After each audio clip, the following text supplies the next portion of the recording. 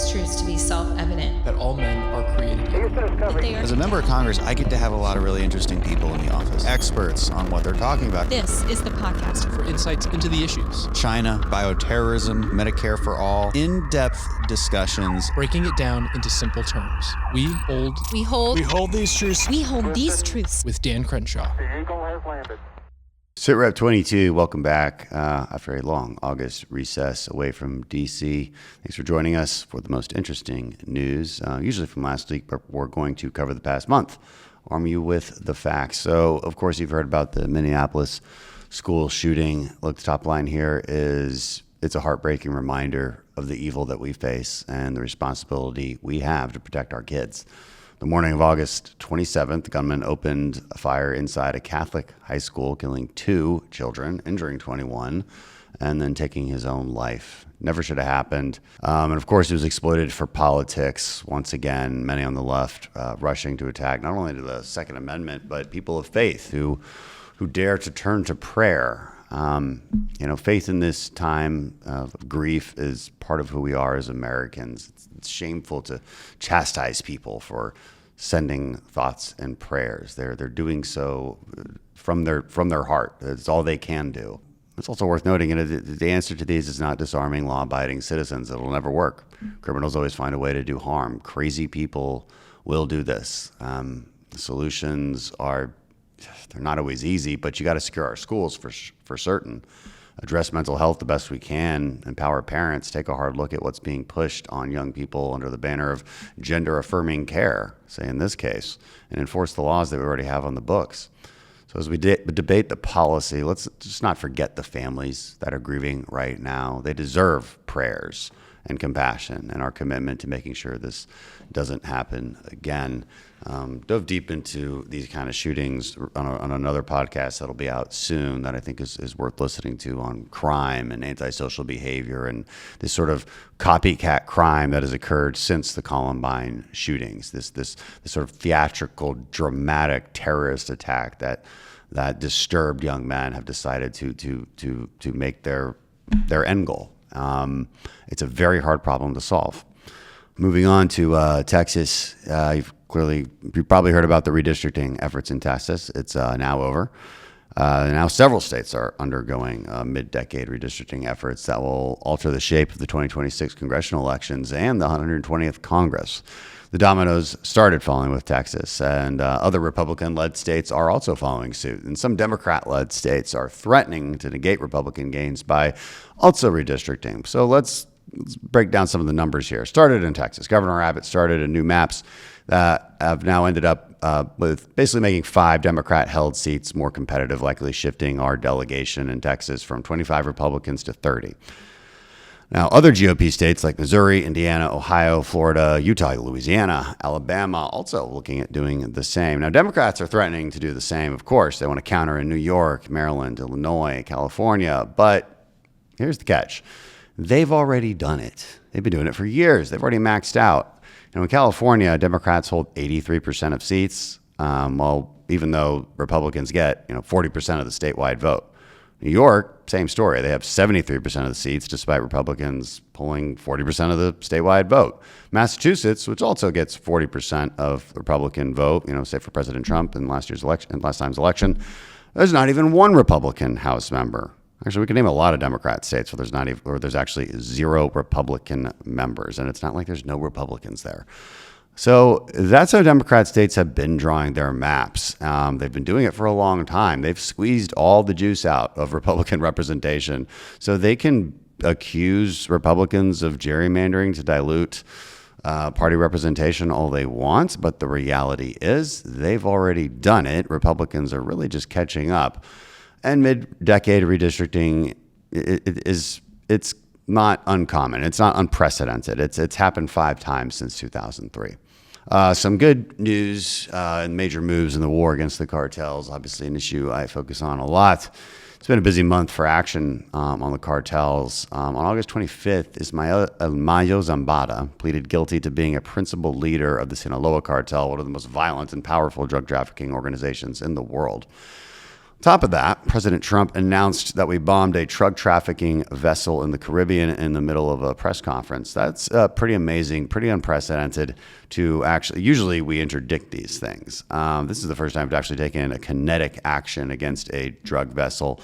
And President Trump is obviously not backing down. This is a very serious message being sent, especially to the Maduro regime, which is where this vessel came from. So Venezuela is basically a state governed by a dictator who fakes elections and is in collusion with cartels. They knowingly allow a lot of this trafficking to take place from their shores. Everyone knows this. That's why President Trump has sent quite a few Navy vessels and assets down to that part of the Caribbean.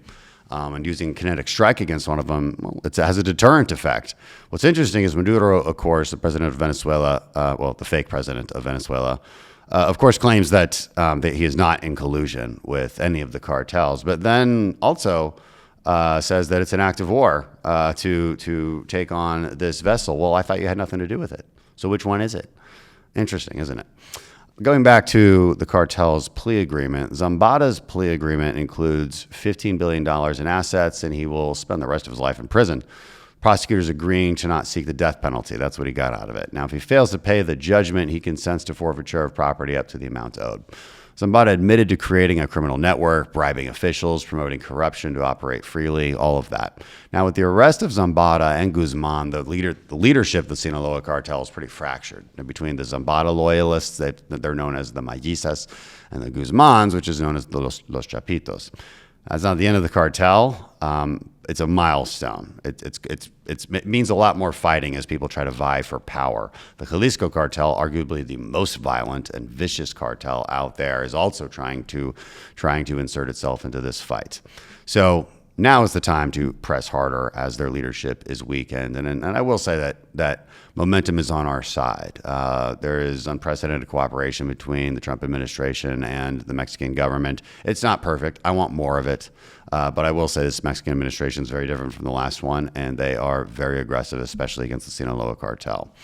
It's also worth noting, the fact that the Zambada was sold out by his own grandson says a lot. This is an enterprise that is built on betrayal, death, destruction.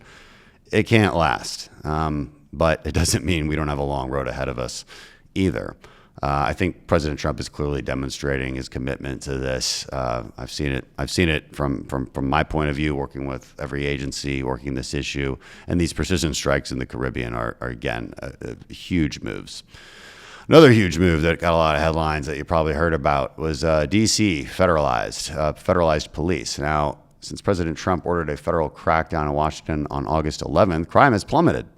Over 1,500 arrests have been made. Total crime is down 19%, violent crime down 30%, carjackings down 87%, and murders now near record lows. So, hey, it's working. Even the mayor now says it's working, and she was very against it.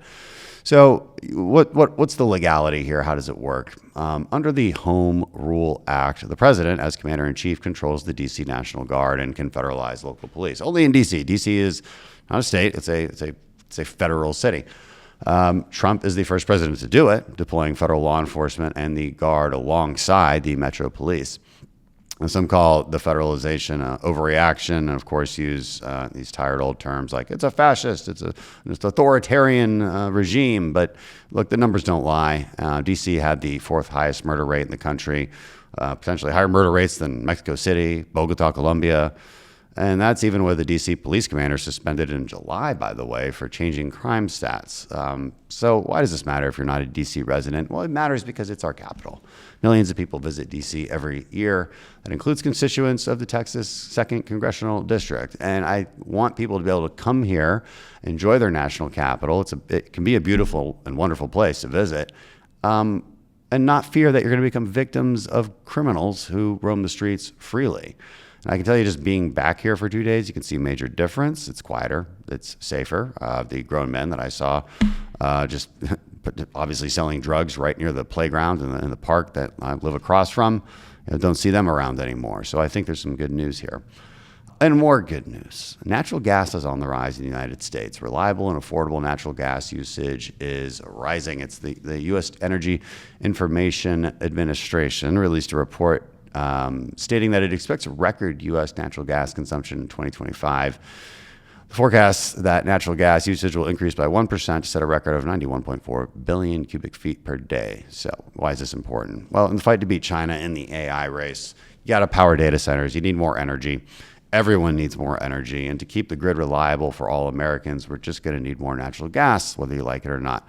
And the market is signaling that it's not a bridge fuel, like a lot of anti-fossil fuel, post-petroleum utopia types will say, but it's here to stay, and it's needed for a strong energy future. Look, you need every kind of energy, to include natural gas, and we have a lot of it, from the Permian Basin to the Marcellus Shale play. Natural gas is our primary energy comparative advantage as a nation.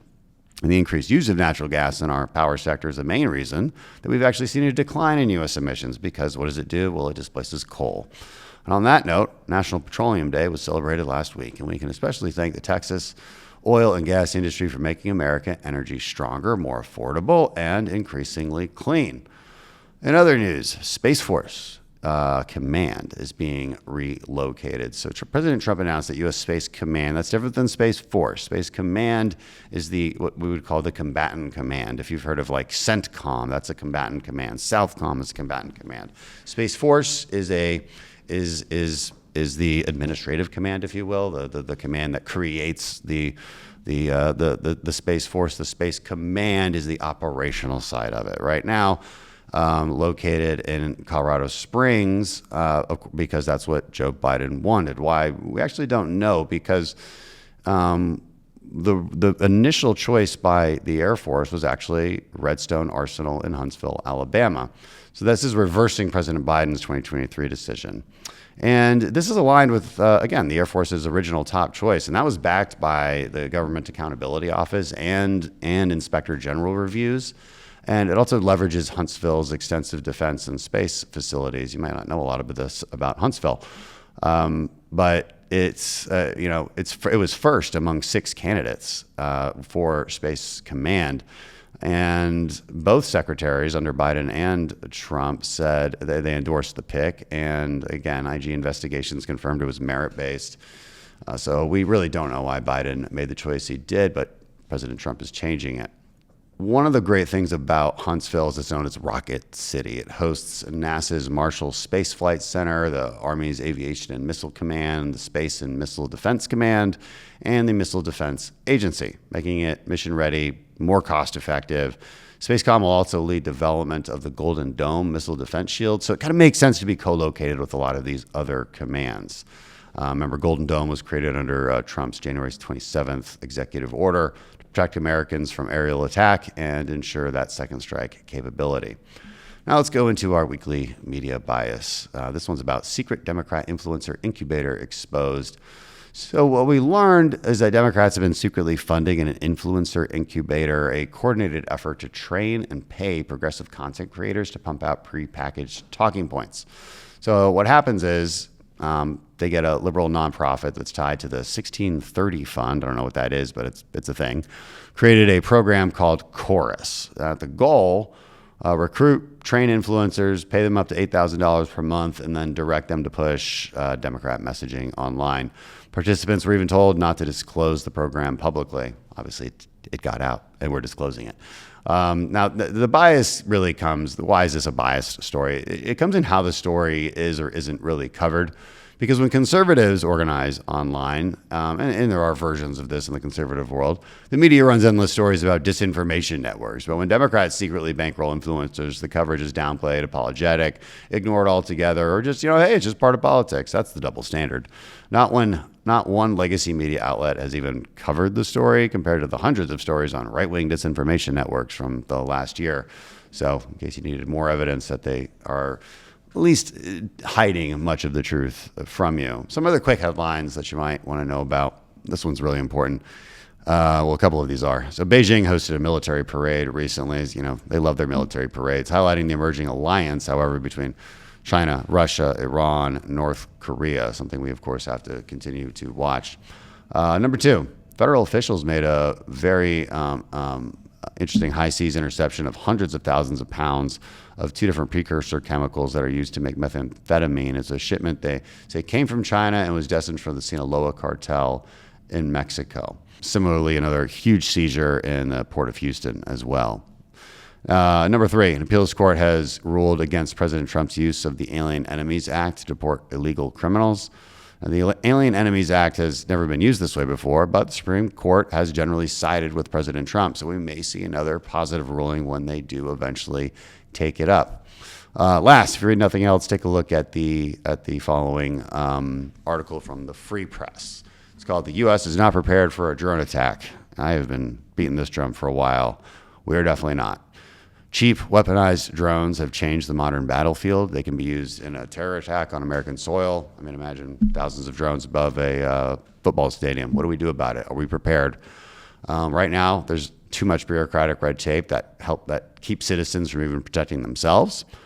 And the technology and the resources aren't even really there for local or state authorities to stop them. It's a huge problem because you could say, well, let's shoot them down. Shoot them down over what? A bunch of people?